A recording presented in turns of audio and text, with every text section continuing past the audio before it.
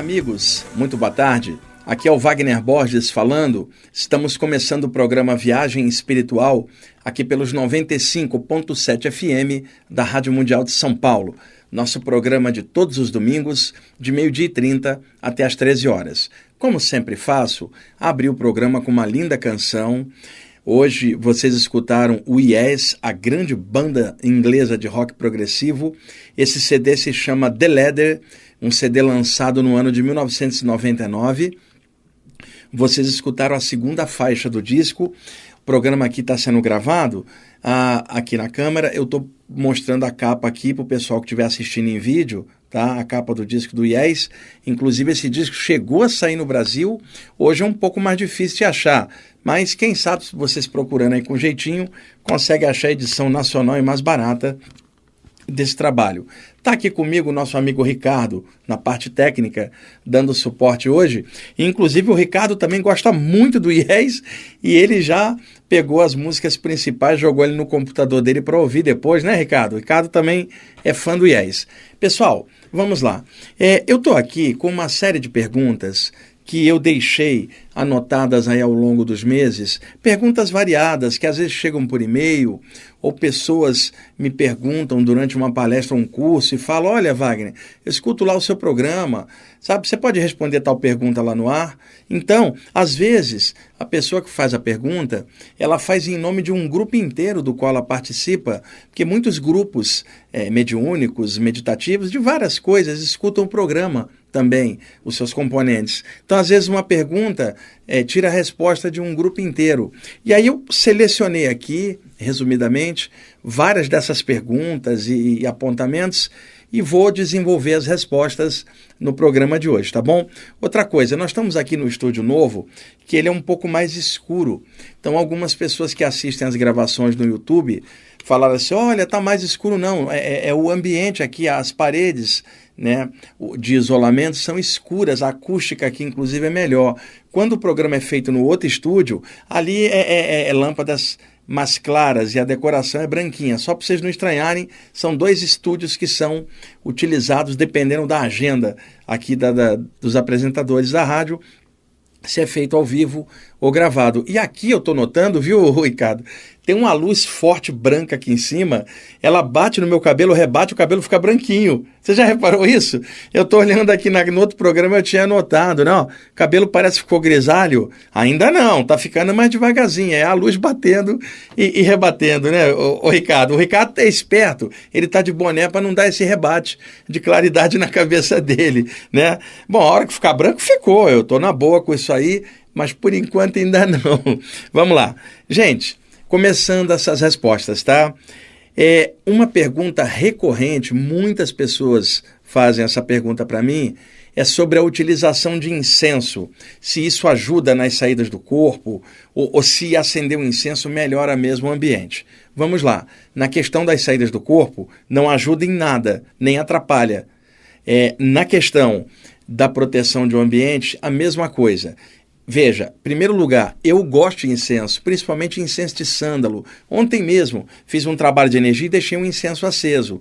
Antes de ontem fiz um trabalho de energia e não tinha incenso nenhum aceso. Isso vai do que eu senti na hora. Eu também gosto de incenso, mas aqui é bom esclarecer tecnicamente sobre o tema. Por exemplo, uma pessoa vai deitar, acender um incenso.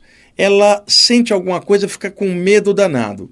Quando ela está com medo, as glândulas suprarrenais em cima dos rins dão uma descarga de adrenalina no sistema, que é a autodefesa diante do medo.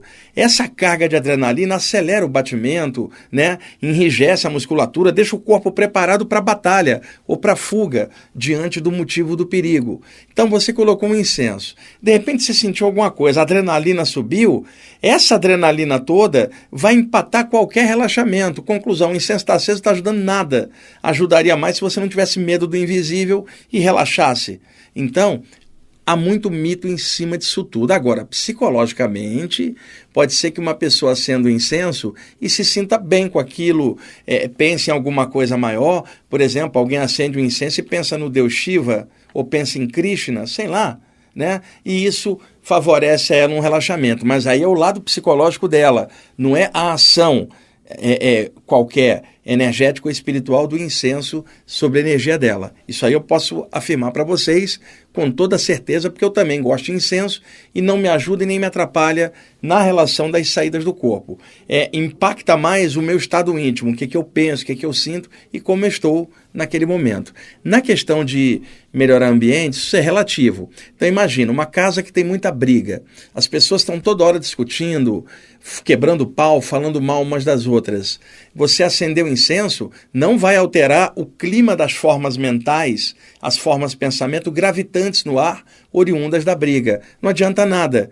Agora, você pode acender um incenso e, psicologicamente, você imaginar que uma energia maior chegou e daí você irradia aquilo e melhora o ambiente. Ou seja, não foi o incenso que melhorou o ambiente, foi a sua energia irradiada. Então não adianta nada o incenso ser colocado ali se as pessoas não mudarem coisa nenhuma. Agora, reparem também um outro detalhe. Uma consciência, uma pessoa, você, um espírito encarnado aqui na Terra. Você não pode achar que uma vareta de incenso tem mais poder que seu pensamento, ou seus sentimentos, ou suas energias. Não é possível isso, né? Então, por exemplo, vou citar o meu caso. Se eu sinto algo estranho no ambiente, eu sento e dou um passe, encho o ambiente de energia, né? Depois eu vou e acendo o incenso. Eu não acendo o incenso para melhorar o ambiente que eu tenho que melhorar por mim mesmo. Mas eu acendo o incenso porque eu gosto do cheiro. Como eu moro em São Paulo, que é uma cidade muito grande, o cheiro do incenso me remete a pensar em outros climas, né? Em outras coisas além do asfalto, além do prédio, além do concreto.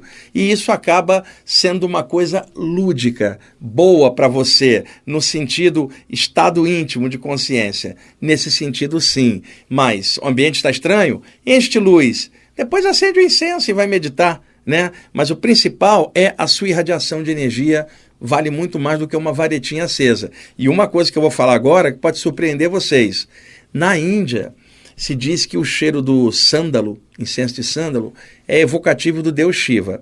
Ora, a história da Índia registra, não só a Índia, mas do Antigo Egito, por exemplo, da Antiga China, que algumas pessoas que estudavam a parte espiritual, com o tempo acabam se desviando para o lado escuro da força, vamos chamar assim, passando para a magia, para o mal, fazendo projeções de coisas ruins na intenção dos outros. Isso aí, é claro, todo mundo sabe que ao longo do tempo isso aconteceu e infelizmente ainda acontece.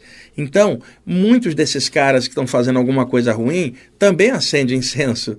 Então eu fiquei imaginando alguém aqui, sei lá, em São Paulo, acendeu um incenso, está numa casa, o cheirinho de incenso saiu pela janela, vem passando uma entidade obsessora que um dia foi um espírito que viveu na Índia, encarnado, e que fazia o mal para os outros, que está hoje zanzando aqui pelo astral da Terra, ele sente o cheirinho do incenso, ele entra.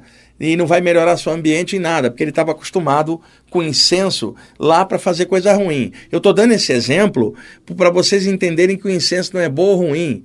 É apenas uma vareta que libera uma essência no ar. Pode ser bom ou não para você, mas não vai alterar seus pensamentos, nem seus sentimentos. Isso quem faz é você. E se quiser, vá lá agora, compre um pacotinho de incenso de sândalo, que é o que eu gosto, se você gostar também, acende um aí agora. Só não dependa disso para você crescer, e é uma coisa lúdica. E também não liga muito para aqueles pesquisadores mais chatos de alguma área. Acender incenso é muleta. Gente, não liga, faz o que você gosta, não fica preso à opinião do outro. Apenas usa discernimento. Você pode acender o que quiser ou não acender nada. Importante é o que você pensa, o que você sente e o que você faz. E não dê muita trela para o que os outros estão falando, não. Porque você acendeu incenso. Se você gosta de incenso, vai lá, acende. Você não tem que dar conta para ninguém, né? E se você não quiser acender incenso, não acenda. Você tem que estar tranquilo com você mesmo. Mas a resposta aqui sobre incenso é na parte técnica mesmo, psíquica, energética e espiritual. Não tem tanta influência quanto as pessoas imaginam. Influencia mais pensamento e sentimento, tá bom? Uma outra pergunta aqui, e essa é até muito engraçada, a moça pergunta assim: como é ser alguém espiritualizado? Olha, eu não tenho a menor ideia, né? Eu não sou essa pessoa espiritualizada, capacitada para responder essa pergunta, porque o termo espiritualidade, ele é muito relativo. Tem gente que se acha o máximo da parte espiritual, e eu normalmente não sou assim. Eu acho, e a opinião sincera não é para fazer média não, nós temos qualidades e defeitos, e estamos tentando, através da evolução, através de estudos espirituais, melhorar as qualidades, diminuir os defeitos, dia a dia, vida após vida, seguindo em frente. Agora, não se engane, o fato de estudar temas espirituais não significa que a pessoa já seja espiritualizada. Significa que ela, estudando, aprofundando, ela está tentando melhorar para crescer. Então entenda, o nível das ideias espirituais é muito elevado, mas nós, estudantes espirituais, não somos elevados. Nós estamos tentando melhorar indo. Há um hiato, uma defasagem entre os valores que a gente estuda e aquilo que nós apresentamos como atitude no dia a dia. Então, nenhum de nós que mexe com a parte espiritual é espiritualizado. Nós estamos tentando melhorar mediante o estudo e aprofundamento da parte espiritual para melhorar o caráter e a consciência da gente. É isso que eu acho. E acho que quem está reencarnado aqui na Terra não é espiritualizado, porque precisa da Terra para poder aprender e evoluir com as coisas que tem por aqui. Eu acho que espiritualizado são aquelas consciências elevadas, né, que não tem pensamento negativo, só tem sentimentos bons, sabe, consciência tranquila, serena, discernimento tranquilo, mas associado com sentimento, em equilíbrio, né, inteligência somada com amor e energia boa, e isso num nível avançado. Então aqui embaixo na Terra, todos nós somos estudantes e trabalhadores espirituais tentando melhorar. Nenhum de nós é espiritualizado, não, mas nós estamos melhorando muito, avançando na senda ao estudar e trabalhar com a espiritualidade, é claro, aplicando isso no dia a dia nas coisas que sejam possíveis. É muito importante isso, porque o rótulo de espiritualidade, alguma coisa, muitas vezes é o ego da gente tentando levantar demais e mostrar uma coisa que nós não somos. Muitas vezes também, até em contrapartida, existe um ego da humildade, por exemplo, onde a pessoa, para fazer uma média, fala assim: ai, eu não tenho ego, como eu sou humilde. Isso é um tipo de ego também. Então, nem a arrogância de um lado, nem a falsa humildade do outro. Vamos chamar algo no meio termo de equilíbrio. A gente tem potencial e está desenvolvendo, mas também tem um monte de coisinha estranha para resolver e melhorar dentro da gente. Eu, você e qualquer um. Então, não sei responder essa pergunta, como é ser alguém espiritualizado. Talvez um dia lá na frente eu possa responder isso. E talvez você que fez a pergunta possa avançar tanto que você mesma descubra a resposta em você mesma, tá bom? Vamos lá. Isso aqui é um pouquinho difícil. Fale um pouco sobre Shankara. Gente, Shankara foi um grande mestre da Índia que viveu no século...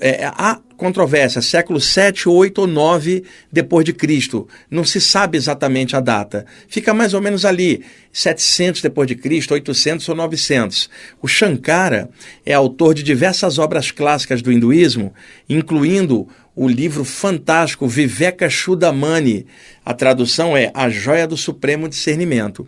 O Shankara adotou esse nome em homenagem ao deus Shiva. Shiva tem vários epítetos, vários nomes. Por exemplo, Shiva, Nataraja, Tandava, né? Isha, por exemplo, Rudra. E um dos nomes mais conhecidos é Shankara, que em sânscrito significa doador de bênçãos, dispensador de bênçãos. Então, este mestre yogi adotou como nome iniciático yogi o nome de Shankara, que é um dos epítetos de Shiva. E o Shankara, gente, era um arraso. O Shankara foi o responsável pela quebra da estrutura clássica dos sacerdotes da Índia antiga. Eu vou fazer um paralelo para vocês entenderem. No século XVI, aqui no Ocidente, na Europa, o Martinho Lutero criou o racha, o cisma religioso, que criou a via protestante, a reforma protestante, separando-a de todo o bojo católico que era o cristianismo vigente naquela época na Europa.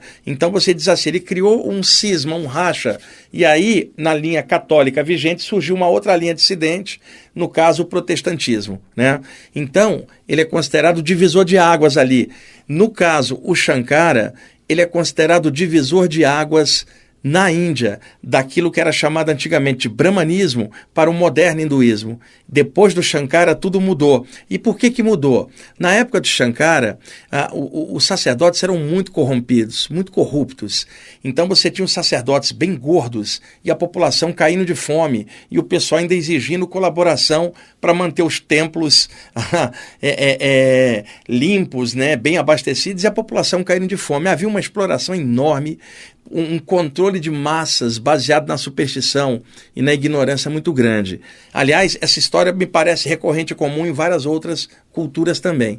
Então, o que ocorre? O Shankara, quando surgiu, e o Shankara foi muito precoce, parece que o primeiro poema yogi que ele fez, ele tinha 9 anos.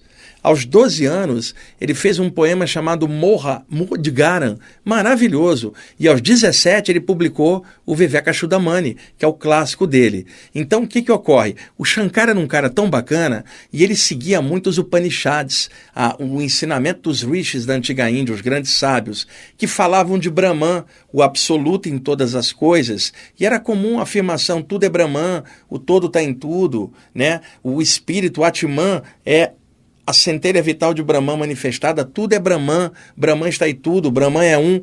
Então, isso é chamado aqui no Ocidente de monismo, e na Índia era chamado Advaita, a unidade, que daí surgiu inclusive a linha do Vedanta, um dos principais sistemas filosóficos da Índia.